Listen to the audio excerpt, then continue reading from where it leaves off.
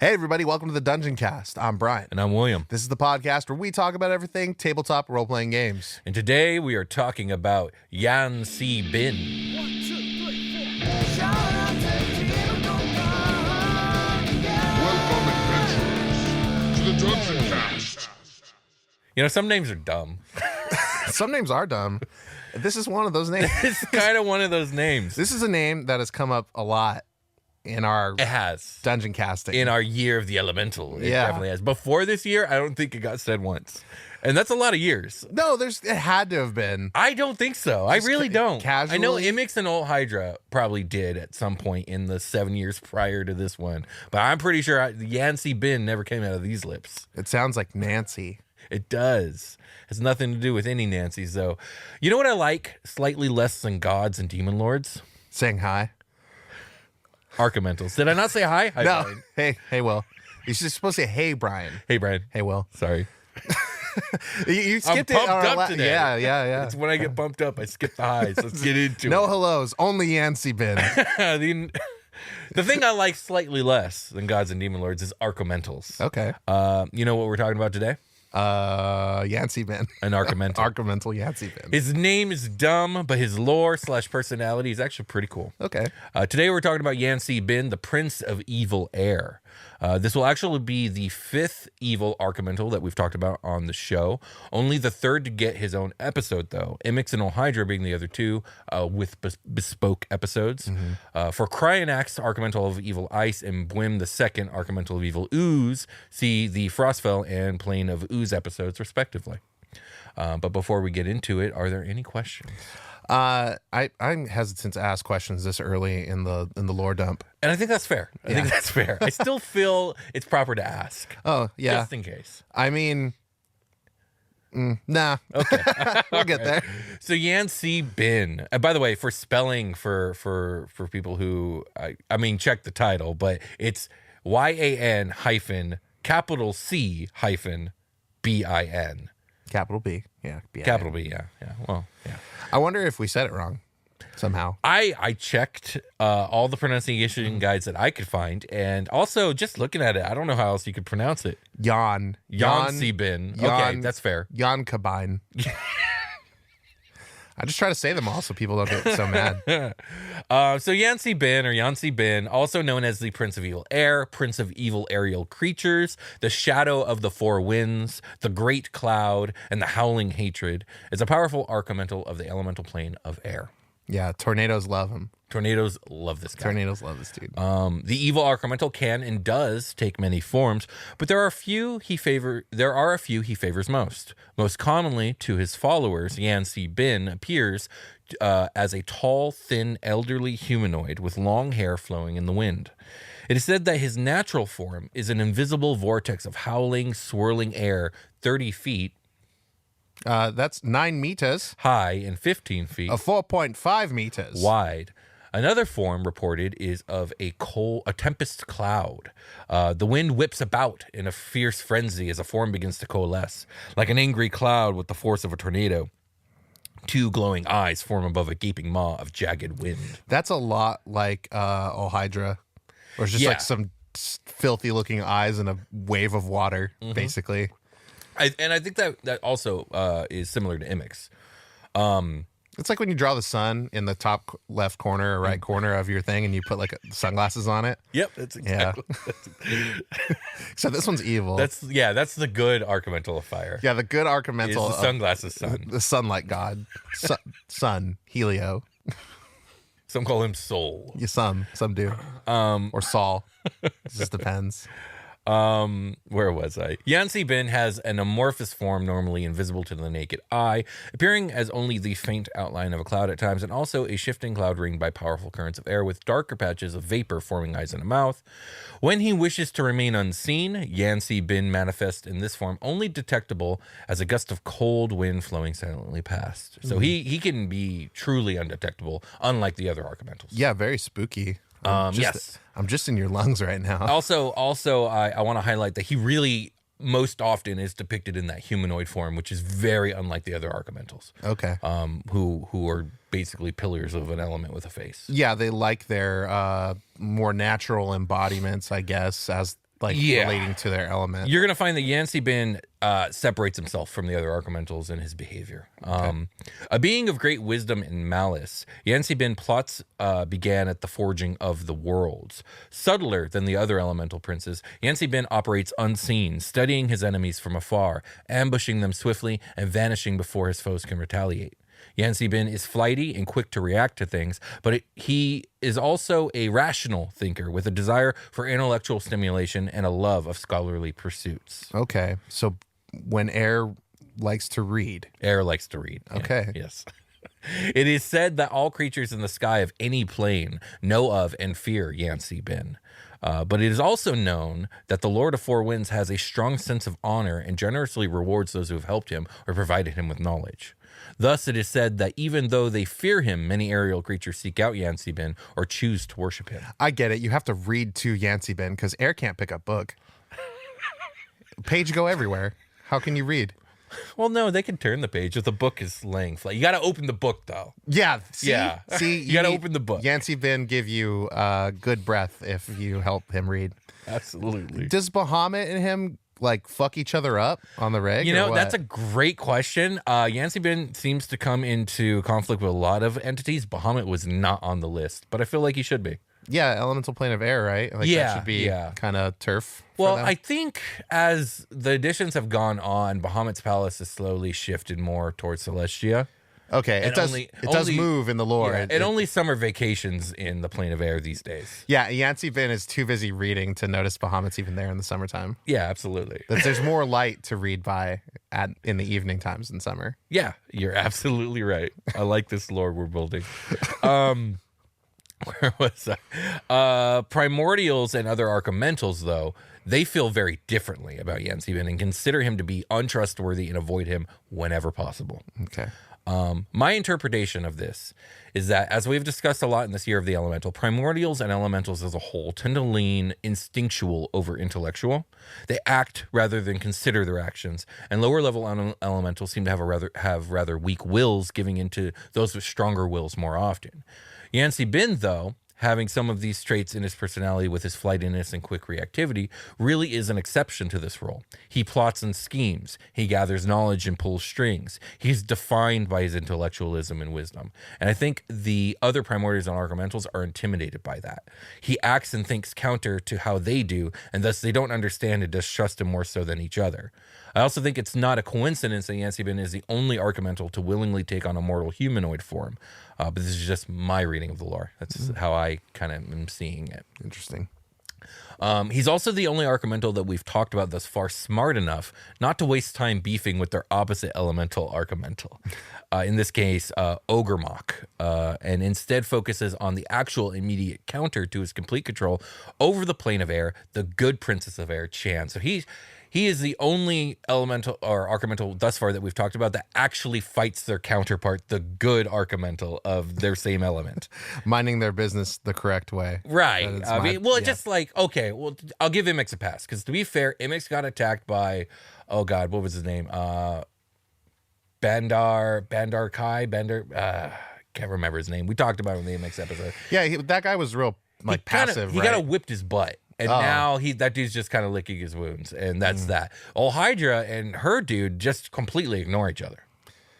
Completely ignore each other. Okay. So, yeah, you can fight fire with fire. So MX probably got the drop on this dude. And so, yeah, I guess so. Yeah. I guess so. So, by the way, this isn't from lack of trying on Ogremok's part. The youngest of the evil archomentals, Yancey Bin, became the immediate target for Ogremok's aggression, as Hydra and Imix have fought each other from the moment they both came into being. But after centuries of pursuit, Ogremok finally decided that the Lord of Air was not a worthy opponent. Reading this, I can't help but wonder if the problem was that Ogremok just could never reach Yancey Bin way up there, and Yancey Bin chose to wholly ignore the angry rock yelling at him from below. That's exactly what I was thinking too, and it's written here. Get down there, I'll Excellent. fight you. I can't reach him with those rocks. I keep throwing rocks and it just won't go far enough. He will come down here. Exactly. Fight me, you coward. That's definitely how I see it. So Yancey Bin and Chan's rivalry is an interesting one. Neither of them have ever laid eyes upon the other. Their conflict is not an open physical war, but one of silent intimidation and covert information gathering. Neither puts much stock in massing armies, unlike other archomentals, instead both choosing to keep cloisters and singular allies both powerful and loyal. It is said that someday these wandering beings will meet, and that when they do, only one will survive the day. Oh man, I wonder how I will absorb you and you will become my tornado, or you will become my cool breeze. Right now it's just a fight of them going up and down the hallway at different times of day, like fucking with a thermostat. Yes, that's exactly. I love that. Yes, Who keeps changing the thermostat? Fuck. It's exactly what I'll it is. find you one day. So Yancey Bin also comes into conflict with the demon lord Pazuzu, as both princes lay similar claims to the title of Lord of all planar skies. A fair number of Vroks and other demons have sworn loyalty to Yancey Bin, which only enrages Pazuzu more. Yancey Bin also has enmity with the Jinn, or wind genies, who have tried on more than one occasion to trap him within their citadel of ice and steel. I was wondering if it was the bird one, and I looked it up. It's the bird one. He is Lord of the first layer of the abyss. Yes. We haven't. That's the first layer. First layer. We haven't done Pazuzu. We haven't done it. Oh, people keep asking too. Yeah, it's probably going to win the next vote is my prediction, but we'll see. We'll see. Yancey Bin has a wide and varied number of followers. He keeps a number of loyal evil air elementals, invisible stalkers, arrow hawks, and air mephits as supporters. Okay. He is worshipped by the cult of the Howling Hatred and their companion organization, the Feathergale Knights, as well as by many evil aerial creatures as a god. Those who venerate him in this way claim to see Yancey Bin's eyes in the swirling storms. Yancey Bin doesn't care for their offerings, their sacrifices, or their worship, though. He's more interested in what his followers can do for him and how they can further his agenda of annihilating the material realms and ripping them apart with the superior elemental might of air and wind. So even though he's an intellectual, deep down, he's an archomental. He's still trying to do the evil shit that they all do. He still just wants his element to rule. He's just offering sweet updrafts to his little method buddies. Yeah. Like, you follow me, and I'll make it easy for you to be up. There we go. Yancey Bin visits his cultists on the material plane more often than the other princes. He has a rather large clan of ninjas dedicated to him. Air ninjas, sick. As well as an order of monks. Okay. Dervishes and swashbucklers often revere him for his incredible speed and mobility. His cult is also popular among cloud giants and those who favor aerial mounts like griffins and rocks. Yancey Bin sometimes grants his most dedicated cultist a Tempest Cutter, a magical short sword that renders its wielder invisible and immune to the negative effects of the wind. That's sick. That's pretty sick. You should get that for your campaign If you into this realm, so you can just kind of walk through the gusts, you know? Absolutely. Plus, that could just be like a really annoying villain that keeps popping up is the invisible assassin who flies from the sky, and your party's just like, what the fuck? Yeah. Your alarm spell triggers randomly. Yeah, you don't see anybody. On? Yeah. You just hear a whisper of the wind. Yancey Bin lives in a palace of solid air on the elemental plane of air, but spends much of his time wandering the plane. In his travels, he seeks out the greatest lore masters, bringing them to his palace to learn their secrets. Yancey Bin loves to roam as he pleases, and thus his greatest fear is confinement. Oh yeah, don't jar this guy. And I just said he has particular beef with the wind genies because they have particularly tried to entrap him within their citadel. So, damn, a genie would know how to fucking put somebody in a bottle. Yeah, they would definitely would, wouldn't they? Yeah. So he doesn't. They're not fans of each other. From his floating palace in the endless cloudy skies of the plane of air, Yancey Bin watches worlds as they change over millennia. The Sky Palace is a great central hall surrounded by iridescent towers, all of which resemble spiked glass spheres. The palace turns slowly in the wind, making a sound like wind chimes. He guards the broken land below his castle jealously, and his constant patrols of elementals destroy all interlopers and would-be settlers. This has created a graveyard below his realm, ridden with the corpses of former adventurers and once powerful monsters and entities. This graveyard might contain a wealth of both knowledge and material treasure, but the place crawls with necromentals. These are elementals corrupted by negative energy of undeath. Okay. That's cool. Who eradicate all they encounter. Yeah, totally. Can we talk about solid air? Yes, we can talk about solid air. But how, though? Is it just so condensed that yes, I think it's just so condensed that it's cold. I would liken it to the way that hydrogen or helium solidifies as you get deeper into the atmosphere of like a gas giant. Okay. It liquefies more than solidifies, but I mean, theoretically, you keep going down, it's going to freeze. I was gonna say it's like air you left out on the counter overnight, and all the moisture like left it. It got hard. There we go. But no, it's not. It's actually not like that. It's not like that. It's the opposite of that somehow. Yes. Any other questions about solid air? No, I don't know. It just what a fucking like. We gotta. Adventurers need to walk there, so there's got to be something for them to walk on. It might as well be air somehow. Yeah, I mean, we already have solid clouds, right? Cloud giants do it. Yes. Wind genies do it. Yancey Bin does it, but he does it even better. It's dumb. I like it. I think it's pretty cool. Like I'm down. It's know. magic. I don't know to tell you, man. It's magic. I know. It's such a like a cop out for certain things. I guess so. I mean, he commands air, right? And to be fair, in actual physics, like the solidity of an object is just how fast or slow the molecules are moving. Yes. Okay. Okay. All right. Well, believe it or not, that's all I have on Yancey Bin of 5th edition. Okay. / everything not 4th edition. It's time to throw out all the 5e books again. We're going back in time. There's no dust on these 4e books. They're Will's 4e books. You're very right. Before he has its own thing going on, big surprise when it comes to primordials, elementals, and the elemental chaos. So it's 4e lore time. Hell yeah. I only do this when there's just a substantial amount of lore that is in direct what's the word I'm looking for? It clashes completely with everything else. It's a hallmark of the show. It is. 4th edition and previous editions. I mean, there seems to be like I don't know, like less lore as you go back for edition, kind of. Well, depending okay. on which it has like it's like a bell curve, right? Yeah. So like 5th edition and 1st edition.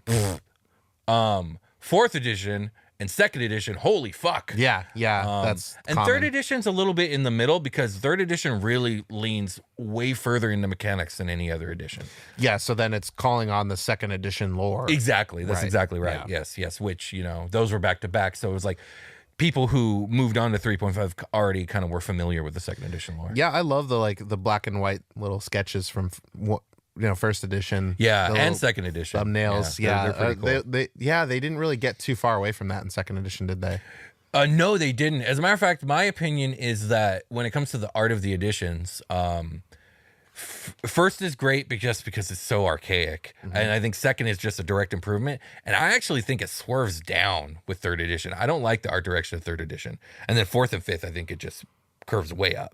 My touchstone for this is the Ixotatchitals, because they have old, funny looking black and white drawings, and then I Yeah. think 3rd edition did a weird thing. With That's them. what 3rd edition does. The 3rd edition always makes it weird. They kind of cartoony it. Oh, yeah? in some details. Interesting. I remember they made it look like it was wearing little gloves, I think, and it had like a goofy cartoon face. I want to see this image. Okay, let's get back to it. Yeah. 4th edition, Yancey Bin. So everything that you know, some of it will be the same, but just throw it out. We're starting from scratch again. Yan Bibin, Yan Bibin. the prequel to Yancy. Yan Bi Sin. So Yancey Bin is the elemental prince of air, a powerful primordial as old as the creation of the multiverse. A being of infinite wisdom and malice, Yancey Bin has plots and plans to stretch back through the days of forging of the worlds.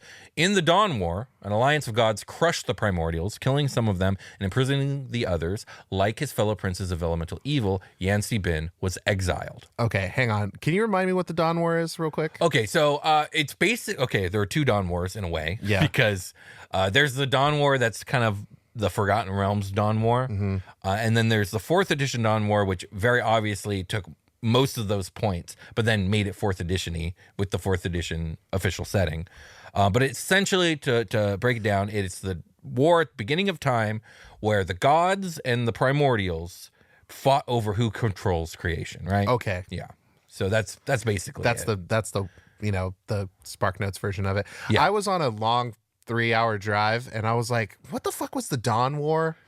And I was like, "That's at the beginning, right?" And I was like, Yeah. "But what were they doing?" And it was just them vying for control. Okay, I Yeah. was like trying to recall it really badly. I don't know why. Well, the fourth edition, of course, makes it more interesting by really fleshing out some of these primordials and like imprisoning them and having all these epic names and stuff. Titan style. Yeah, Titan style. Yes. Okay. Sorry. No, you're fine. The Prince of Elemental Air is a distant but overwhelming force in the elemental chaos. Remember, in 4th edition, there are no planes of air, fire, water, or earth. There is just the elemental chaos. Hidden in an invisible fortress floating among thick clouds and an endless sky, Yancey Bin watches worlds change over millennia. He spends centuries in his citadel expanding his vast collection of arcane knowledge. So in this one, he doesn't really wander. He's kind of locked in his palace. Okay. Exiled. Yancey Bin's citadel, the Pillar of Wind, a fastness of solidified air and mist, floats within a storm that has raged for untold years. Tremendous corrupted elementals tethered to the castle transport it across the skies in the elemental chaos, allowing Yancey Bin's eyes to roam far and wide. So this dude doesn't leave his house in 4E. His house moves for him, Cool. but via slaves. Not so cool. Well, elemental slaves. So it's like, are they people? I don't know. I guess it depends on your world. It's morally questionable. It's morally questionable. It's very morally ambiguous. Yes. And we'll leave it at that. We'll We leave won't it. say if it's wrong. It's definitely not. It doesn't sound right. Right? Isn't it's neutral or worse? It's probably neutral, but if it isn't neutral, it's bad. It's highly likely just evil. It's you know, I give it a 50-50. it's all about the language you use. Definitely not good though. Where were we? Yancey Bin delights in bringing mortals to his open-aired throne room and sending them off into the elemental storms surrounding the citadel, where lightning tears them apart and sends them spinning into the eternal storm. Now, that's just evil. Stupid. That's not neutral. No, yeah, we're going to go ahead and lean that the whole thing was evil. Now that you read that part. Yancey Bin could take numerous forms. He sometimes appears to his followers as an aged human male with white flowing hair and eyes like storms. To others, he appears as a huge vortex. For still others, he manifests only as a gust of cold wind silently flowing past. It's like he wants to be a storm giant really bad. I wonder how storm giants feel about him. I mean, there are some cloud giants that like him. Like the other princes of elemental evil, Yancey Bin obsesses over his plans to unleash the elder elemental eye. So in 5e, he just wants wind to overtake the universe. In this one, he's very much been tricked by Tharizdun and super devoted to that plan. This is his phoenix egg or whatever. Yeah, in 4e, it's all like all 4 princes are super into the Elder Elemental Eye and are completely tricked by Tharizdun. He has spent millennia researching the origin of the Elder Elemental Eye and sends his followers across the multiverse to gather ancient artifacts and lore that might be used to unleash the Eye. Like their master, servants of Yancey Bin live cold and distant lives. They travel across the land seeking lore and items that aid their master in releasing the Elder Elemental Eye. Intelligent and cunning, servants of Yancey Bin rarely exhibit the chaotic nature found in the followers of other elemental princes. They wait and watch those seeking the keys to unleash or ensure the binding of the Elder Elemental Eye. When the time is right, Yancey Bin's servants attack and take what the others were looking for. Oh, shit. Throughout the world, pockets of cultists exist that are loyal to Yancey Bin, the Prince of Elemental Air. Although his worshippers include many evil aerial creatures, thieves and assassins also flock to his banner. Cultists reside in ancient temples at the highest peaks of mountains or the loftiest towers in a city. They take great delight in hurling non-believers from these heights. In their shrines, they also store lore and numerous objects thought to have some use in freeing the Elder Elemental Eye or calling Yancey Bin to the world. Just walking the super plank. Yeah, what a super plank. Wizards and killers, partnered with evil aerial creatures and air elementals, fill the ranks of Yancey Bin's cults. Wind color cultists of Yancey Bin perform dark rituals and sacrifices to locate lost artifacts of the Elder Elemental Eye. Storm dancers are fearsome assassins who mercilessly hunt people or creatures that possess artifacts or lore relating to the Eye.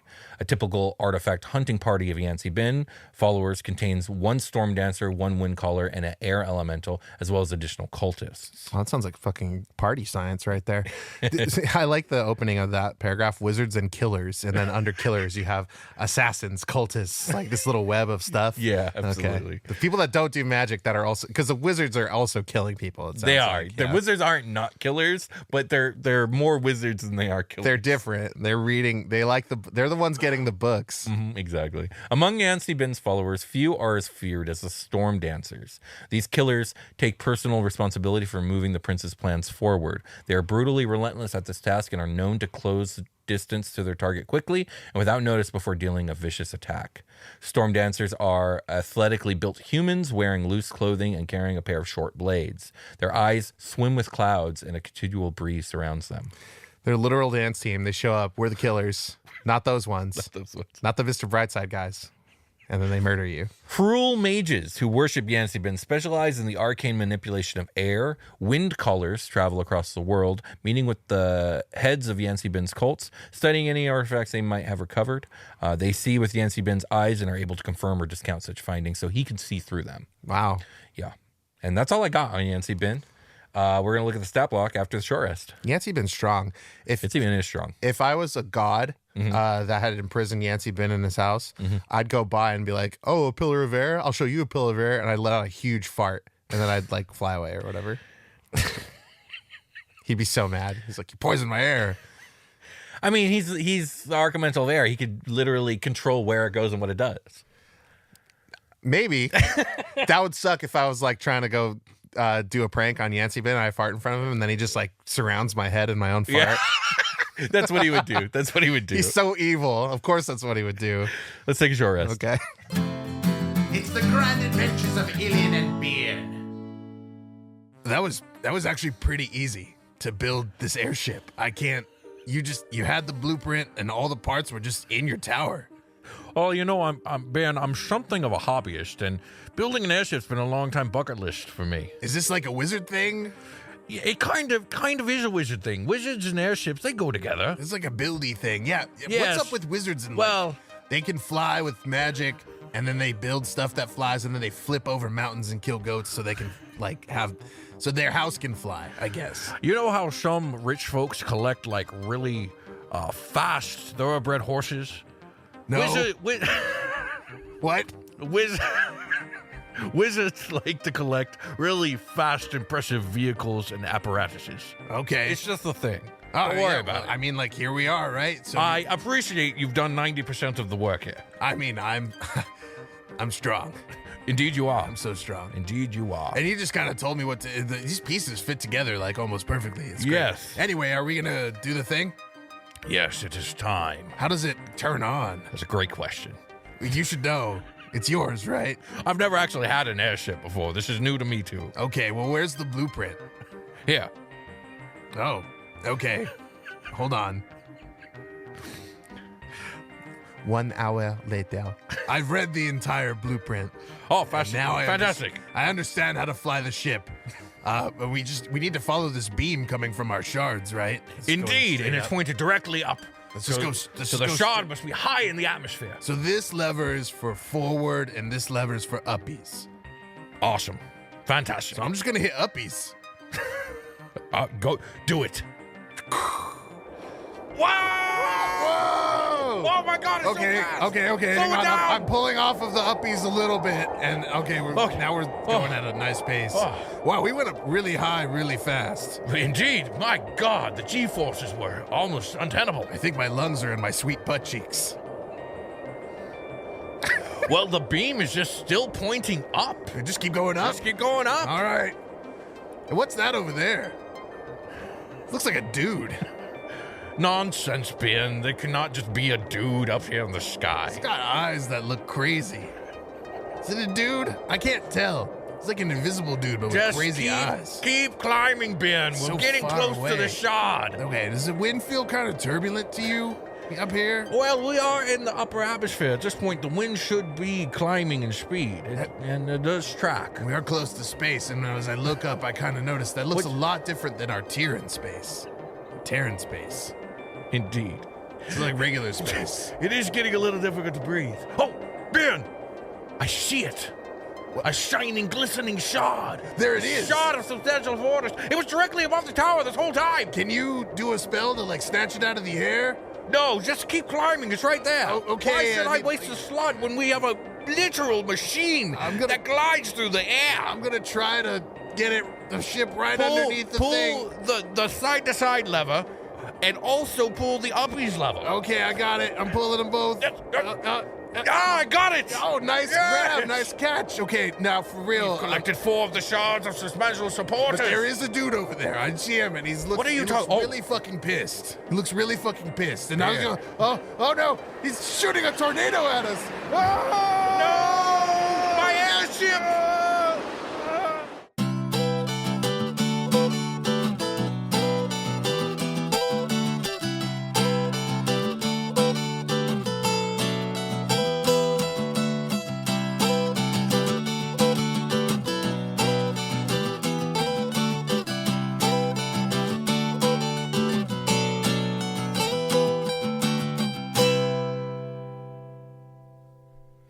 we've returned. Indeed we We're have. fucking back. Indeed we are. Yeah. Whoa. Yeah. Okay. All right. Support. I was hype about whatever that Alen and Beorn was. That we have not done yet. Yeah, but it involved the sky because that was their definitely. setup from last time. It was. This And what an happened. episode to- exactly. Yeah. We didn't. That was not That was planned. not planned. Not planned. Anyway. You think we plan things? No, it's an improv skit. It's not planned. Not planned. Anyway, go to patreon.com/dungeoncast if you want to support Alen and Beorn. We make Alen and Beorn specific content for that. Also, we have early episodes and like actual play stuff, and special merch.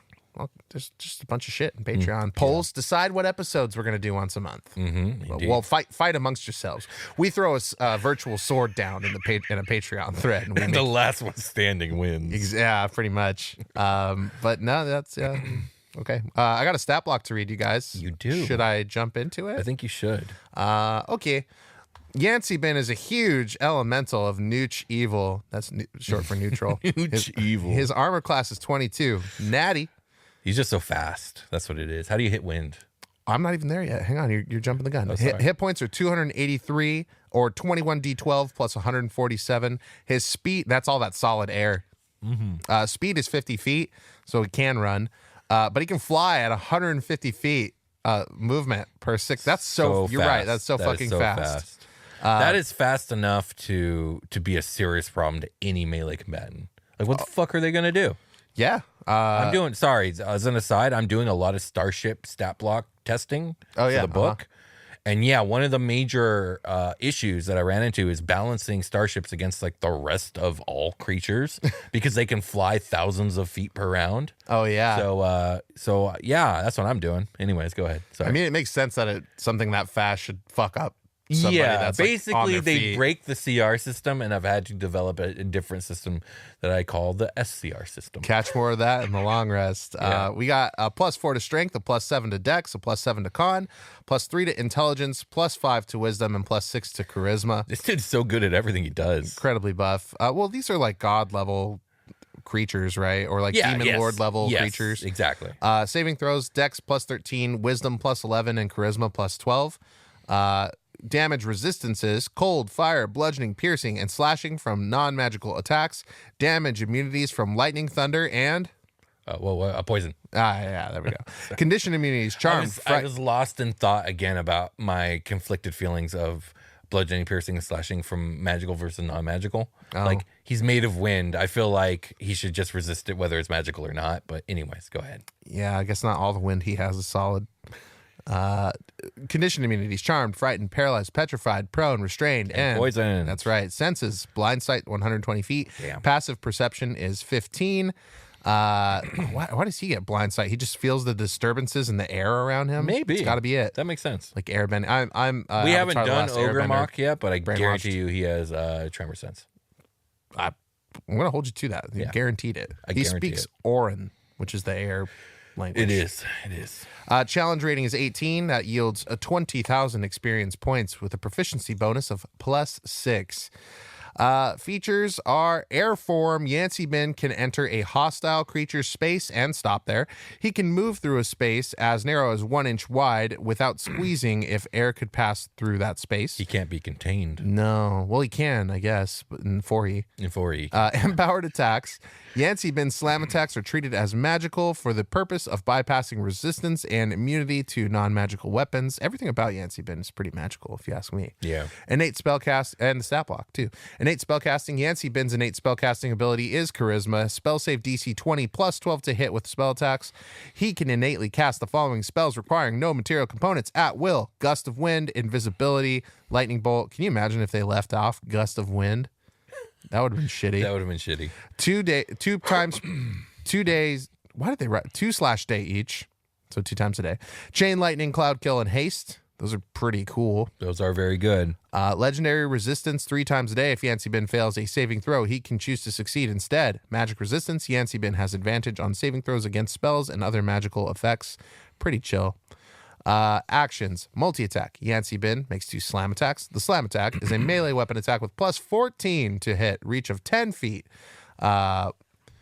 It's going to do hits on one target for 20 or 3d8 plus 7 force damage plus 10 or 3d6 lightning damage. Wow, force damage. Why? I guess the force damage is nice. I was gonna say, why slam when you can lightning bolt and probably hit more creatures for relatively the same amount of damage. I mean, the multi-attack does 2 slams. Oh, it's 2 slams. I Yeah, missed that so part. maybe- Okay. Yeah, no, the double slam outweighs a single lightning bolt. So okay, Unless you're hitting multis in a line. exactly. Cough edit. All right. Thundercrack. Oh, man. That's like... you don't want to have that plumber at your house. You don't. It recharges after a short or long rest. Yancey Bin unleashes a terrible thundercrack. Oh, no. In a 100-foot radius. Sphere centered on himself. And it makes Sun Honey and Moonbow just so mad. She's like, that's what I do. That's me. It's a joke about mooning people. Yes, I get it. All other creatures in the area must succeed on a DC 24 Constitution saving throw or take 31. That's 9d6 thunder damage and be deafened for 1 minute, which does not come up a lot. What happens when you're deafened? Man, I just clicked out of the Yancey Bin stat block and it didn't even take me to the deafened hear. thing. I have to go back. I got it. A deaf creature can't hear and automatically fails any ability checks that requires hearing. There you go. I wonder if it makes it harder to cast your spells that require a verbal component. That would be a homebrew roll, but I like it. Might be it might be something you want to consider. On a successful save, a creature takes half as much damage and is deafened until the start of Yancey Bin's next turn. Change shape. Yancey Bin polymorphs into a medium humanoid. While in polymorphed form, a swirling breeze surrounds him. His eyes are pale and cloudy, and he loses the air form trait. He can remain in polymorph form for up to 1 hour. Reverting to his true form requires an action. Why turn into this form at all? To maybe, I don't know. Yeah, I'm trying to think of a mechanical benefit to having this form, and I'm not seeing it. Maybe it's just flavor, and that's okay. Yeah. I would have to think about it. There's probably a good reason. The YouTube commenters with infinite time to do stuff will tell us. It's true, and I thank them for it. Yeah, thank you, YouTube commenters. We love you. We'll read your comments at the end of the episode, probably this one or next one. Summon elementals once per day. Yancey Bin summons up to 3 air elementals and loses 30 HP for each elemental he summons. Summon elementals have a max HP... or have their max HP appear within 100 feet of Yancey Bin and disappear if Yancey Bin is reduced to 0 HP. Very nice. Check our Ol Hydra and Imix episodes for our gripes about this mechanic and its potential benefits depending on how it's used. Exactly. Yeah. Yes. Which is to say, Will doesn't like that it takes that many HP to do the thing. He But should on just the have other them hand, when they it show does up. improve their action economy, and it does increase the max amount of HP on the battlefield. So it's a little give and take. Yeah, and I guess he can just show up with them if you like. Yeah, decided. which makes sense. Like, yeah. Why wouldn't he just have like randos roll? You know, if you want randos with him, add them. Yeah, exactly. There's no reason they can't be there. Indeed. If he wants to make more, he can and do an escape. I think that's pretty much what we cover every Every time. And we got will it. for Ogre Mock as well. Yeah, sure. Because he'll stab himself to make Earth. Yeah, he'll break babies. some rocks off. Yeah. like a fucking bottle at a bar. You know, like hit the bar top and we like go. fucking it's a bunch of little rock babies come and stab you. Yeah. Anyway, Yancey Bin can take 3 legendary actions, choosing from the options below. 1 legendary action option can be used at a time and only at the end of another creature's turn. Yancey Bin regains spent legendary actions at the start of his turn. Peal of Thunder. I thought it said Pearl of Thunder. Oh. But it doesn't. No, it says Peel. It does say Peel. Why does it say it? Why does it have an A in Peel? That's a word I'm not familiar with. Well, it's not like an orange peel. No, it's not. Yeah. Yancey Bin unleashes a peal of thunder that can be heard out to a range of 300 feet. Each creature within 30 feet of Yancey Bin takes 5 or 1d10 thunder damage. A peal is a loud ringing, usually of bells, but it can also refer to a sound of thunder or laughter. Cool. Sorry, go ahead. I wonder. I'm not going to get it. Okay, teleport costs 2 actions. Yancey Bin magically teleports up to 120 feet to an unoccupied space he can see. Anything Yancey Bin is wearing or carrying is teleported with him. I'm sad that doesn't have like a thunderstep quality to it. It's just a straight up teleport. With a thunderstep spell, you cause a boom in the vicinity. Yeah. That hurts. Suffocate. Costs. This, just so you know, I'm pretty sure this stat block came out before that spell was official. Because this is Prince of the Apocalypse, right? Yeah, so very then, early 5e. what was that spell? Xanathar? Xanathar, yeah. Okay. Suffocate costs. It's one of my favorite spells, by the way. It's a good spell. Suffocate costs 3 actions. Yancey Ben steals the air of one breathing creature he can see within 60 feet of him. The target must make Suffocate. a DC 21 Constitution saving throw. On a failed save, the target drops to 0 HP and is dying. On a successful save, the target can't breathe or speak until the start of its turn. This can also be reflavored into a really grimy fart. Definitely. That's a brutal legendary action. Yeah. I like it.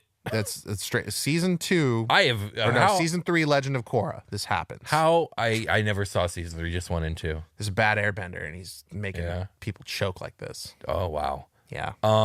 This is one of the very few Spoilers, I like guess. fail and die kind of, it's not straight up die, but it's like a fail die mechanic. You don't see those very often in 5e at all. Yeah, it's when you come across this in RPGs, like video game RPGs, they are very annoying, and you should usually have somebody that can do like a revive on the spot, you know, so you're going to be spending action economy doing revives. But I don't think that's how it really works in D&D. No, You need not some time and especially. space to do revives. And also, unlike a game, you can't just do the fight over again. It's like if your party dies, quick you die. save. Can you imagine quick saving? I want a quick before- save. I'm going to use my inspiration to quick save right now. Yeah, everybody hand me. You have disadvantage on your next rolls, and we're gonna quick save. That could be a thing. It could I've be never a thing. really thought yeah, about no, it. it could definitely be a thing. We've had to do fights over because we had a recording error or whatever, yeah. and so that was like a quick save. That is like a quick save, and But yeah, not as like no one ever it was wanted not to do that. intentional. Yeah, Yeah, that'd be cool. It's Am like, I? guys, we lost the footage. We have to do the whole thing over again. That's how it's happened. Yeah, Pretty much on like every project we've been on. That's it happened. happens at least once. It does. Yeah, it's gonna happen. Should we talk about Yancey Ben's lair? We should. Yancey Ben dwells in a palace of air on the elemental plane of air. In his palace and in air nodes on the material plane, Yancey Ben is a master. What does that mean? Like he's a master of Not material a plane. master. He is master. Yancey Ben is master. Oh, it does say is master. He can use the following actions in his lair. On initiative count 20, losing initiative ties, Yancey Ben takes a lair action to cause one of the following effects. He can't use the same effect 2 rounds in a row. Yancey Ben drops the temperature of the air, covering all surfaces with ice. Yeah. See? Yep. That's how he makes that solid air. The solid air is just ice. Yeah. You heard it here. Well, it's just frozen air. It's just frozen air. It's just ice. Air can freeze. Air has water molecules in it, right? True. Air is not oxygen. Air is like whatever is up in the mix. Right. That's a good point. The gas of the atmosphere. It is. Yeah, it is the atmosphere. The I suppose. gasmosphere. The gasmosphere. Each creature Yancey Ben designates must succeed at a DC 24 Constitution saving throw or be hoisted or flung 3d6 times 10 feet into the air. A creature smashed into a solid object or released in midair takes 1d6 bludge damage for every 10 feet moved or fallen, so it's horizontal falling damage, just like Ohydra. Yancey Ben creates a torrent of debris within 120 feet of him that lasts until initiative count 20 on the next round. The debris lightly obscures every creature and object in the area for the duration. All creatures in the area must succeed at a DC 24 wisdom saving throw or be blinded until initiative count 20 on the next round. A lot of blinding stuff. Blind. Imagine if he pulls off his thundercrack, deafens everybody, and then does this and blind, so you're blind and deaf. My flavor would be he has to be in polymorph form to use Thundercrack. I mean, there we go. There's your benefit. Overalls are the enemy of air. Stupid. All right, regional effects. Let's go. Okay, when Yancey Ben inhabits an elemental node, the air is at his command. Temperatures fluctuate from blistering hot to freezing cold. Thunder rolls and lightning cracks. There it is again. Powerful gales bear heavy creatures and objects aloft and hurl them with incredible force. Cyclones touch down randomly, obliterating whatever they touch. See, cyclones do love him. They do. Tornado love this guy. Gale force winds tear across the landscape in a 5-mile radius, whisking away small or light objects, dismantling roofs and fences, tearing branches from trees, and making flight impossible. Small and medium creatures move at half speed through the wind. Tiny creatures exposed to the wind are carried away with it at a rate of 4 40 feet per round unless they succeed at a DC 15 strength athletics check. They just said make flight impossible, and in the next sentence, half speed. That's just difficult. That's not impossible. I wanted it to ground, motherfuckers. Unless you got that fucking sword, then you're good. Unless you got that sword. Yeah, absolutely. Thunderstorms erupt in a 5-mile radius centered on Yancey Bin's lair, creating deafening cracks of thunder and constant lightning. Every 10 minutes, the storm rages like a barbarian. Creatures standing beneath the open sky have a 5% chance of being struck by lightning. That's 1 in 20, bro. That's pretty crazy. That's an easy one. Yeah. You just roll a d20 and you die on the 20. Well, you don't die. Maybe you die. Maybe you die. A creature struck by light. You get run over by Lightning McQueen. Ka-chow. That's a thing on Instagram. Is it? Yeah. Like, this guy gets struck by lightning twice, but they just like take an image of Lightning McQueen and be like, ka-chow, ka-chow. So dumb. Yeah, they're I've everywhere. not seen that. They're everywhere. Okay, I'm very unplugged. When the algorithm when you send something like that, the algorithm knows to pedal more to you. Oh, so you just keep Christ. seeing them. But then I started getting ones where stuff really gets hit by actual lightning. Oh, that's cool. I mean, It can be. It can be. It can be. It can be cool. It can also be very not cool. Saw a plane get hit by actual lightning. Whoa. Yeah. Thunderstorms were getting. Yep. A creature struck by lightning must make a DC 21 Constitution saving throw, taking 21 or 66 lightning damage on a failed save. You think it'd be more, or half as much damage on a successful Yeah, one? that's not even as much as the lightning bolt spell, which is 8d6. Well, that one's magical. That one's got more magic in it. I guess so. I guess that's it, right? Mister's like, we better than nature. Cyclones touch down within a 5-mile radius of Yancey Bin's lair. Every hour, there is a 5% chance that characters in this area are caught in the path of a cyclone moving 250 feet per round. Each character must succeed on a DC 21 Constitution saving throw or take 33 or 66 bludgeoning damage. Wooden or flimsy structures in the path of the cyclone are destroyed. Well, now I have question marks about this math. Why is 66 21 with lightning, but 66 is 33 with the bludgeon? That's a very interesting Because it's just question. supposed to be the average, right? I need a calculator. You can keep reading. Well, 36 is the max, right? Damage. Yeah, for but 66. usually when it's a flat listed, it should be the average. Yeah, so is 21 the average on that? I believe so. I mean, I was about to do the math, but you know what? Yeah, we'll just say it is. Because They're both- 36 is definitely the max. They're both 21 con saves. Oh, no. Well, 33, not 36, it says here. Huh? It says here 33, not 36. 36 is the max. 36 is the max, but 33 is what you take. Yeah, I read that Oh, properly. okay. Sorry. That's strange. Okay, go ahead. It is. You're not wrong. You're not wrong. Well, let me look at okay, so I think it just might be a typo. caught in the path of the cyclone, lightning. I don't know. It's an odd one. Well, anywho, Yeah. it's probably better to just roll them then. Yeah, I mean, don't we all just roll them anyways? It depends for me. Yeah. Sometimes I want to know, like, I'm going to do 21 damage on these fools, and I can sort of account for that without the randomness to be more narrative. It'd be interesting to run a whole campaign of like, I only use the flat damage. So you guys will never be crit, but you guys will also never like take low damage either. Yeah, like Whatever you're that would going to feel get like. hit for this amount no matter Yeah. what, unless you resist it, I guess. Right. Yeah, of course. I mean, that's one way to do it. Definitely. Take out some of that randomness. Well, then all the randomness is from the players. I wonder if you could do that from a player perspective. Like, you do this much damage, I mean, you could. and then you can augment more damage you can do more with your weapons, basically. Like, this weapon will do 22 damage instead of 21 because you found a better sword. Well, I mean, okay, now we're overhauling the system, but I mean, theoretically, Yes. if you roll a D8 plus 3 or whatever, we can average that out to 4.5 plus 3 is 7.5, so you round down to 7. You do 7 damage a hit. Yeah. If you wanted to, you could do that, yeah. And then you find a sword that does 10 damage. It's got magical shit. Like, Sure. You could, yeah, you're right. You're overhauling. Natural caverns and wind-blown canyons within 1 mile of the lair form intermittent portals to the elemental plane of air, allowing elemental creatures into the mortal world to dwell near those locations. If Yancey Bin is destroyed or banished back to his home plane, the regional effects fade over the next 1d10 days.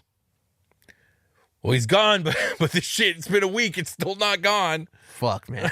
That would suck. You just got to deal with a week of this shit.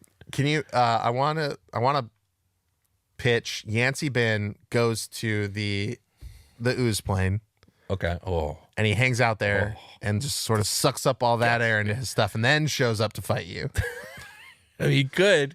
It'd be a fucking dick move, but he could. He sounds like an absolute dick. Yeah, he is. He's absolutely. But I don't think he'd want to get all that up in his shit. You know, he likes air. He likes the purity of air. You know, he is about air. And ooze isn't just debris. It is another element. And he doesn't like other elements. Yancey Ben doesn't like burning coal or like No. He's not into pollution, no. diesel Actually, or is he? trucks. I mean, he's probably into gas pollution, right? Because that's just atmosphere now. That's what I'm saying. Like, Right. he's not differentiating between. No. So the stink of ooze, what does he care? It's not the stink. It's if he's sucking up all the grime and the ooze, he doesn't want that in his air. No, not the. Oh, you're talking about the stank. The smell. Okay, Like yeah, okay. if he just flies over the top of it, you know, where there is a top of it, Yeah, sure. and hangs out up there. That's so gross. And it's like, I'm going to show up and these fools are not going to be happy. No one's gonna be ready for this. Yeah, all the tornadoes in my regional effects are going to just be stinknadoes. I like that. Okay, Yeah. cool. I think it's time for a long rest. Yeah.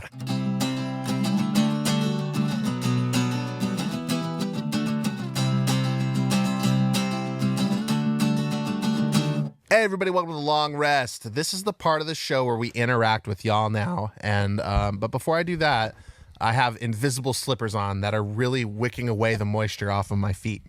They're also quite cold. The temperature does change rapidly. Sometimes I have one hot foot, one cold foot. Oh, I see. I accidentally blew all the papers off my desk when I did like a kick, like Why are you doing biaw kicks? exercise. All right, there you go. Yeah. Exercising my wind slippies. Okay. Let's dive into some. Well, before we dive into some YouTube comments, we got a couple of Apple Podcast reviews that Will is going to read to you. Indeed. So on March 17th, Davy Zero left a 5-star review. Not too shabby. Came for the whips and chains. Stayed for the quips and brains. I'm the quips. And I'm the chains. Oh! Wait, what? That's a joke about our podcast having the word dungeon in it. It is. It is. And It the is. dynamic between us. Indeed. I don't even think I have a chain in the studio. It's like park garage. I don't think I have that stuff. Iron Oak Kelly left a 5-star review on March 31st. Get For the lore junkies, I've been playing D&D for nearly 30 years, and I still learn new things in just about every episode. Admirable dedication to the hobby. Thank you, Iron Oak Kelly. I super appreciate it. Fucking flex much, Kelly? No, thank you so much. That's a long time. 30 years, dude. Indeed. I've been playing D&D for like 7 years now. Let's see. I've been playing. Or has it been 8? Because we started like a year before we started the show, right? Exactly. And I've been playing since 2010, 2009. So I've been playing for like 13, 14 years now. Man, Yeah. I'm not the noob I once was. No, I have it's true. expert level experience true. now. Okay, we're gonna go. I don't think we read the all Hydra comments. No, I don't 'cause think they so. don't I look don't think so familiar at either. all. But I'm gonna go through them, and if you guys get notifications on a Friday, you know, around noon for some people, it's 10:20 a.m. right now. They're while we were reading the episode. So Make sure not to filter out the ones that we've responded to. I know you tell me that every week, and I always do. All It's right. okay. All right. I got it, Will. Thank you for reminding me, though, because one time I'll forget, and it'll be like, fuck. It's true. That's how those things work, right? Yeah, it's true. Okay, so all Hydra, that was like 3 weeks ago or now or something like that from the time of this recording. But we have Eric Orange 2654. Oh, your icon is just oranges, it looks like. Go surfing. It's amazing. Yeah, I Will. want to. I will. Maybe this summer. The back's starting to feel better. I'm taking control of my body again. We'll see if it happens. Don't chafe your nipples, like I told you before. I said I had control of my body, Brian. I mean, But yeah, no, I hear you. Yeah, I will do my best, man. I'm I'll just do my looking out best. for you. Yeah, thank you. I your appreciate it. nippies. The slacker named Jack, we know him. Yeah, we do. Says, yo, you guys are on YouTube Music now. Sick. Are we? That's- What is YouTube Music? I'm tripping. What's going on here? It's a separate platform from YouTube that's Music Central. So why would we be on it? That's a good question. All right. They were like, you do a podcast. We are hungry for those. YouTube Music. You keep looking. I'm gonna... Okay. Well, Jack, I just thumbed up and light-hearted your. Yeah, Why that's are they two songs, different? albums, artists, and podcasts. We must be listed as a PCast, right? On some algorithmic level. Well, in YouTube when we list the episodes, we designate different playlists as podcasts, and our main, just the Dungeoncast, is listed as a podcast. And without our consent, as Google is now very well known to do, they've taken our content and placed it on some other platform. I hope are we monetized there? Yeah, we are. It's YouTube. I'm not mad about being there necessarily, unless they're like, we get paid to do this now. Yeah, absolutely. And I guarantee you we are. And it is with our permission because we designate it as a podcast. Okay, cool. Well, as long as Google isn't stealing from us, I won't have that. No, definitely not. Okay, cool. Garrett True 3478 says, sure, fling doesn't seem that great until you remember the wall of ice that she creates at will is a solid surface that the creature can be flung into.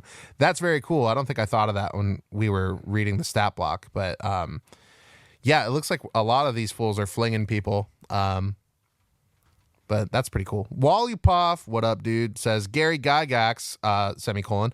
I want a water elemental with hydras. Writer, semicolon. Sure. How many hydras? Gary Gygax, semicolon. All of them. Moonring XD says, are you going to cover the good arc elemental lords in one video? Yes. Also, shout out to Demogorgon and his Ixotatl homies. The answer to that is yes. Dang, Ixotatls came up in this episode, not Demogorgon. I brought them up as like a reference to art, but since I had looked at all of the editions art. Exodatchitals do swim. They do. Demogorgon probably doesn't. No, he swims. He's a swimmer? Yeah, he lives in the ocean. I thought he lives in the tower. He lives in the tower on the ocean. Well, the tower's on a jungle island. He's got webbed feet. Okay. All right, fair. His whole shit underneath. Does he like propel himself like tentacles, like a helicopter? Yeah, I would imagine he's doing that and doing good kicks. And well, because there's like we all know Demogorgon has the best kicks. There's a huge coral reef underneath, like on the. Okay, some lore says it's the tower's on an island. Some lore says the tower is just coming up out of the ocean. Oh, okay. So, I see. but either way, the Brine Flats have a bunch of pirates, I guess, maybe, if you want. And then they got a coral reef system that's like a bunch of full of caverns and shit. And that's where all the krakens and abelisks and Ixotatls are. So if you're approaching underwater in your submarine of Qualish or whatever, you got to watch out for all those fools. Right. And Demo can come down there and like grab the stuff. I figured I bring it up because he can like tentacle the coral reef stuff and like pull himself along. Okay. Like that. Yeah, I'm checking if he has a swim speed. Oh, you replied to this comment and said, I think so. For what the if you're going archomentals? to cover all the good arc elemental. Yeah, I lords think so, in for one sure. bit. There you have it. Now you have the audio version of that comment. Baratosity. He does have a swim speed. You're right. Yeah. Sorry, go ahead. I can't imagine. I did the Demogorgon. No, I know. It's just it's been so long, and I was curious. It has been a while. Go ahead. We're coming up on episode 400, man. My God. Anyway, I can't imagine why Krakens would worship or serve other water powers unless there's a promise to relieve them of their violent need to procreate. I don't know. remember the Kraken episode, but I will say this. Dragons are even more powerful than Krakens, and they worship gods a lot of the time, too. Yeah, Krakens are like evil priests of the ocean, basically, Right. from what I understand. Yeah. Like some of them hang out with Demogorgon. Some of them hang out with fucking the other Hydra. Hydra. Some of them hang out with fucking Dagon. Yeah, you got me. You knew I was trying to find Dagon. Yeah. They get deep like him. Dungeonology 622 says the reference to water weird advice. Oh, hang on a second. Oh, yeah. This was an answer to my question I had. The reference to Water Weird Advisors is likely based on the 3rd edition version where they were part of a group of humanoid oracles called the Elemental Weirds. I had no idea about that, so that's pretty cool. As for the Ben Hadar... Ben Hadar, that was his name. The fire archomental of good. I couldn't remember him earlier. Are you sure that's not a Dune faction? As for the Ben Al-Gaib. As for Ben Hadar, I actually used him in my first 5e campaign. 3e Dragon magazine stated in an article that he was friends with Renbu, the Slod Lord of Colors. There you have it. What question did you ask? I was asking about like the whole water weird situation. So Old Hydra has these water weird oracles. Yeah. I'm like, but water weirds are like these mindless elementals tethered to a single location. Oh, yeah. Normally. Yeah. Okay. Yeah. I remember that. Okay. Josh Hauser, 1754 says, thank God you guys did this. I've seen all your videos and I recently started re-watching them. And guess what? It just so happens that a player in my game is playing a siren who's a warlock for the sea. This gives me cool. everything I needed. Thank you so much. That's awesome. This would give you everything you needed. That's pretty sweet. Okay. I'm pre-screening the comments right before I read them, just to make sure they're not like super duper long. I like the long ones. I like seeing them. I can't read them on the show. I'm sorry. All the way. Abide them on my podcast. We have a time limit of sorts. It's very strict, but we do have one. Bold City Longsword 9941 says, hey guys, with Paisao making major changes to their settings to be less like WotC's Greyhawk and Forgotten Realms, they've changed their inter-realms cosmological to add 2 new elemental planes. It's like they knew the Dungeoncast was in the year of the elemental. The planes are wood and metal, and I think it would be pretty cool for y'all to give your thoughts on them. We should do a Pathfinder like blanket episode on the elemental planes. Yeah, there. I was going to say, that sounds like an introduction to the cosmology of Pathfinder episode. Which is cool. we went back to more D&D central stuff because of the walk back, but that's not to say that we're Which was before the layoffs. Yes. And all that other shit. Jesus. I'm still upsetty spaghetti, but this is a D&D show primarily. And that's also, it's like, I can despise WotC and even more so Hasbro, while also loving the game that they didn't used to own. True. And maybe one day will not own again. Apparently, Platinum 981 says 842 as a timestamp for the episode. I always imagined that the transition between the border plane of water and the deep plane was like an oceanic rainstorm that begins as a normal shower, then begins to become more and more violent like a hurricane until the rain is such an insane torrent that it's like all the air around you is just a pelting flood of rain until you simply are surrounded by water on all sides. Now you are in the deep plane of water surrounded on all sides by an abyss of ocean. It could make for an interesting, if not far more dangerous and unagreeable alternative to plane shifting magic. I think we were talking about like eventually you have to like go, there's just a wall of water that you meet. Yeah. This is the gradual version of that, which I really like. It's really cool. Yeah. And there's lots of ways you could do it. Preston Garner 8796. Are you guys going to talk about a demon, demon called Nalfashi and a demon called Glabrazu? The Glabrazu and the Nalfishni, yeah, we'll do them eventually. I don't think it'll be this year though, honestly. Oh, yeah, okay. Pazuzu as well, maybe not. Yeah, Pazuzu will almost definitely get done this year. Oh, nice. I'd be surprised if it doesn't. Yeah, we usually try to hit 1 or 2 demon-centric things a year. I just mean because the fans are going to demand it. The fans demand Pazuzu. The patrons will demand Pazuzu. Kroku, or cow. I think a way cooler cinematic thingy-majig for summon water elementals that still keeps the ripping off chunks of her body to fight you fantasy would be whenever Old Hydra takes 20 to 30 damage or more, the part of her that took the damage is severed and becomes an elemental with HP equal to the damage taken or something, I do like that a lot. I think visually it works the best with Ogremok because you hit them and Brocs fall off. True. But either way, I think it's a cool idea. Could even have the elemental become some sort of hybrid elemental depending on the type of damage taken. Or it could, like in this case, if you're fighting Ohydra on land and the chunk falls off on the land, it could be like a fucking evil little puddle. Just an angry fucking puddle. Nasty little puddle. Just an angry puddle. Cameron Pierce 5943 says, One Piece rules for water and other elemental creatures. BPS does nothing but Hakai magic. BPS bypasses their ability to be amorphous. I didn't understand that comment. Well, One Piece is an anime. I know that. Yeah, got that one. But what's BPS? Don't know. Big? BPS. I don't know. I got nothing. Oh, don't say penis. Damn it. Dude, by the way, speaking of anime, You should catch Delicious in Dungeon on Netflix. It's fucking good.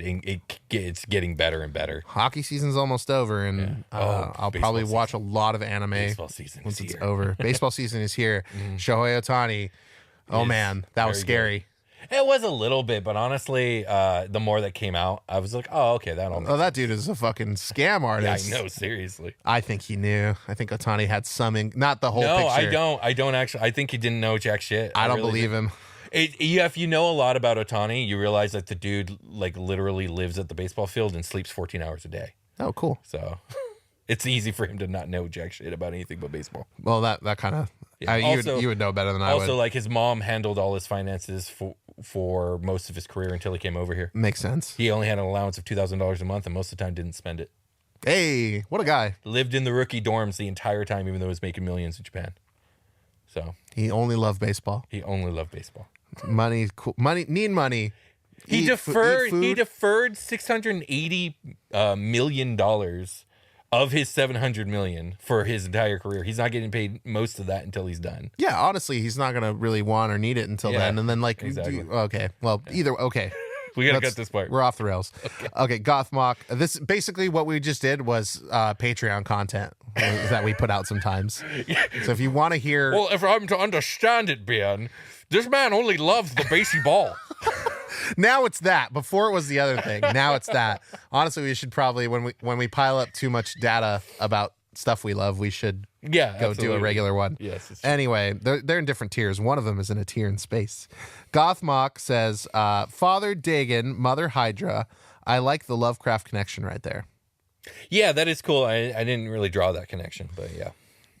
Yeah, we didn't really talk about Lovecraft in the All Hydra, but No, because it like I said, added the O. we didn't really see. Right, They yeah. added the O, so we know. so we not know it's Lovecraft. Dungeons and Dragons one. Vid Artman said, fuck them haters. Even if you were just scrolling your iPad, who fucking cares? You guys still provide an excellent show. Thanks, guys. Oh, yeah, I did complain about that in that episode. Yeah. Somebody was like, oh, that guy's over there just scrolling his phone, but I'm reading the notes. Yeah, you're reading the notes. I have an yeah, iPad in front of me. Thank you. Who left the comment? Vid Artman. Thank you, Thanks, Vid Vid Artman. Artman. We agree with you. Sir Nunos lives.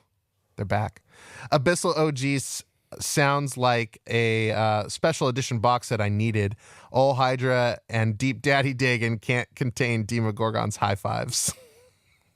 I think we're gonna get to it, but there's a great comment on this one of this is my boyfriend Dagon and this is his boyfriend Demogorgon.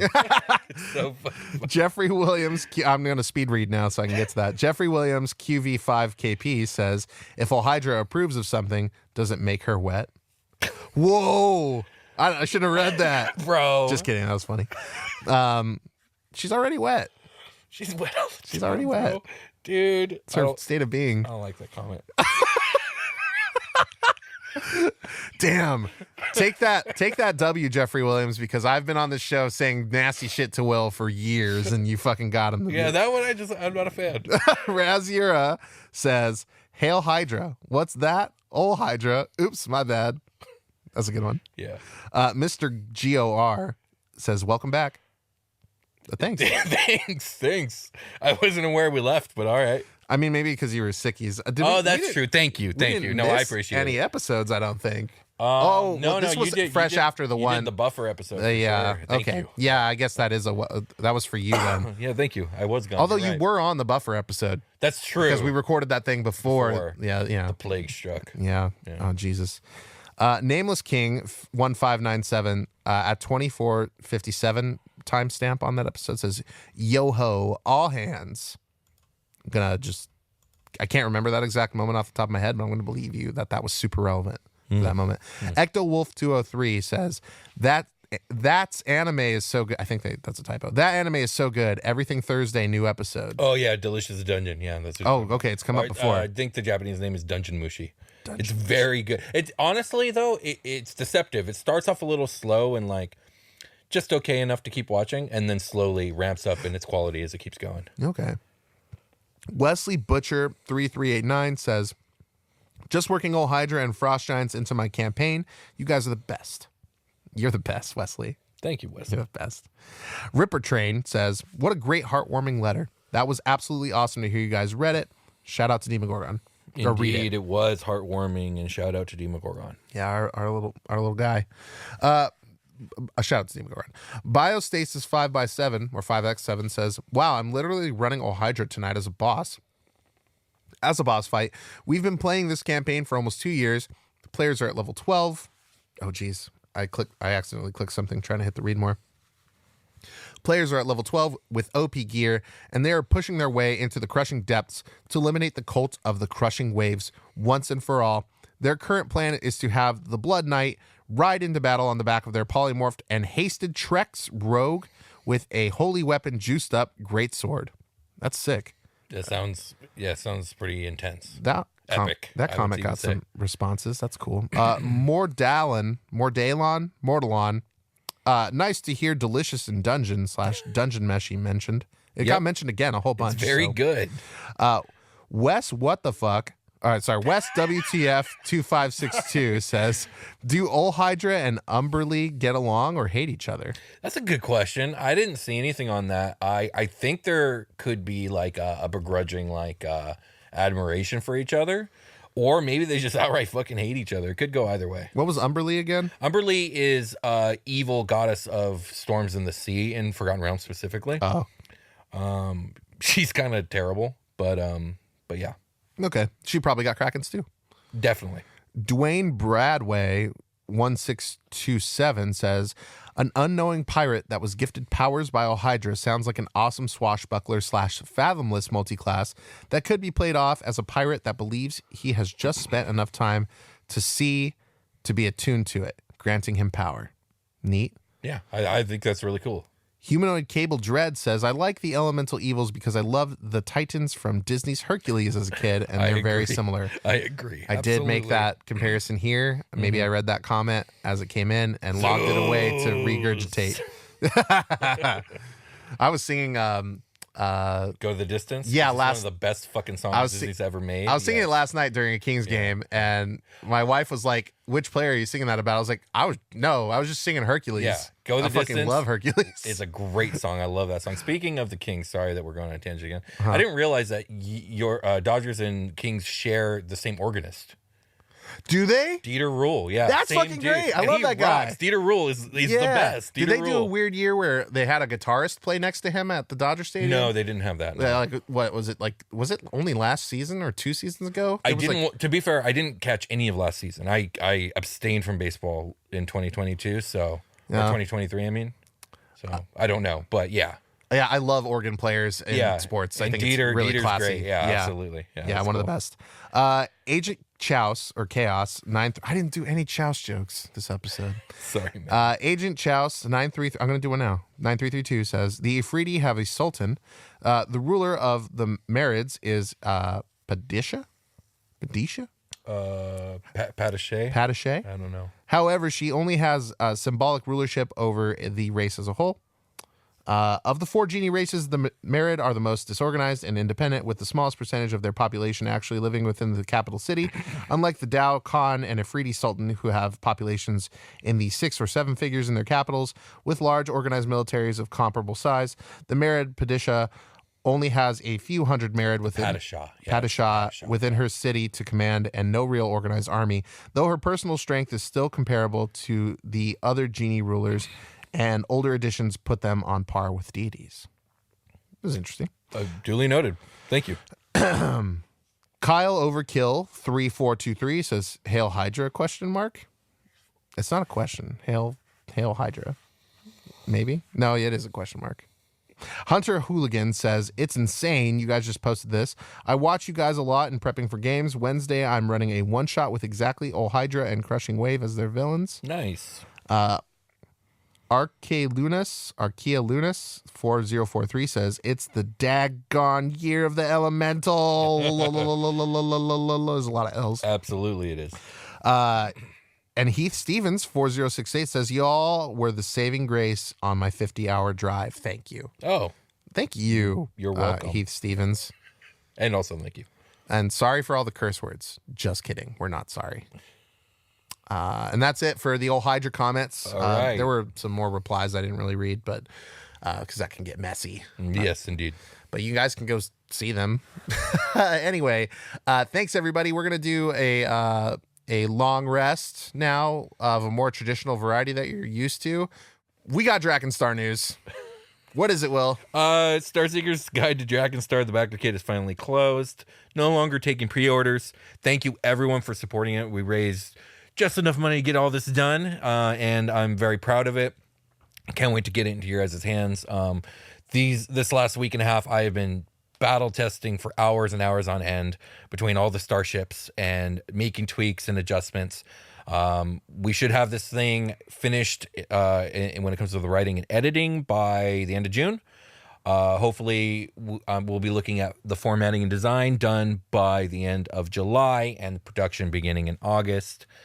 Very excited, and thank you guys again. Can't wait to give you guys more news as things develop. Yeah, congratulations, Will, on getting that closed out, and good luck on the next upcoming stuff for you.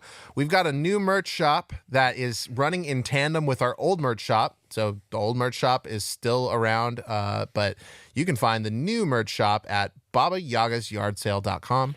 Indeed, where fan of the show Dustin is the artist and curator and owner of the store, and he's been making some really killer Dungeoncast content on there.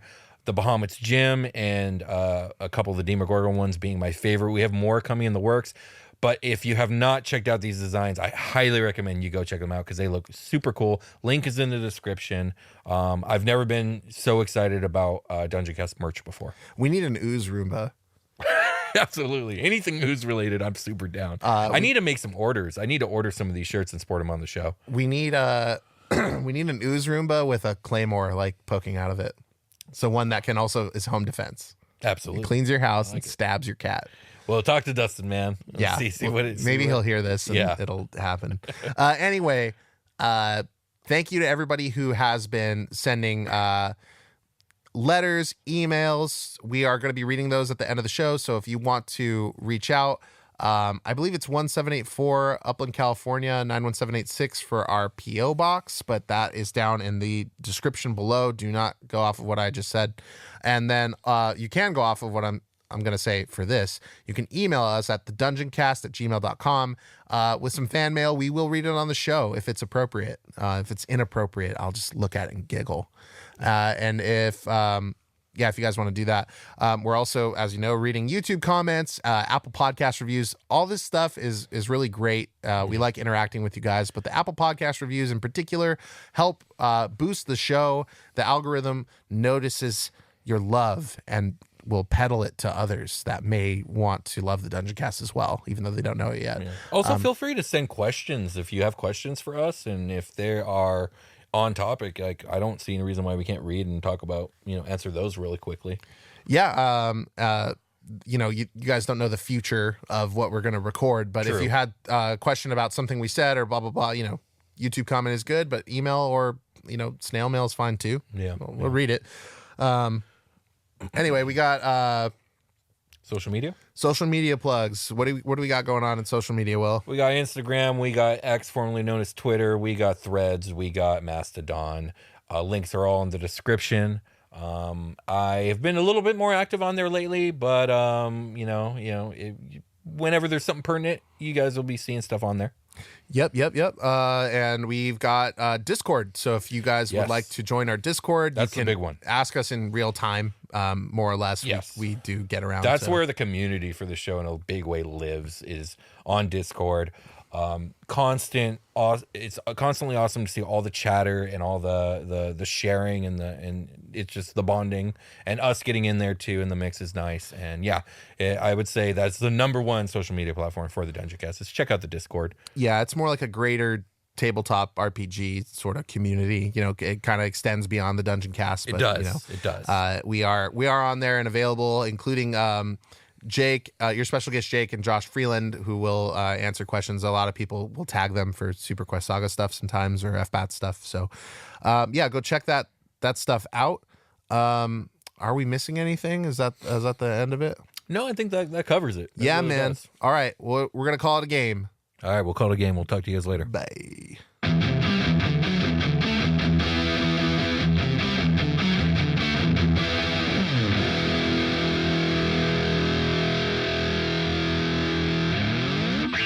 Dungeoncast.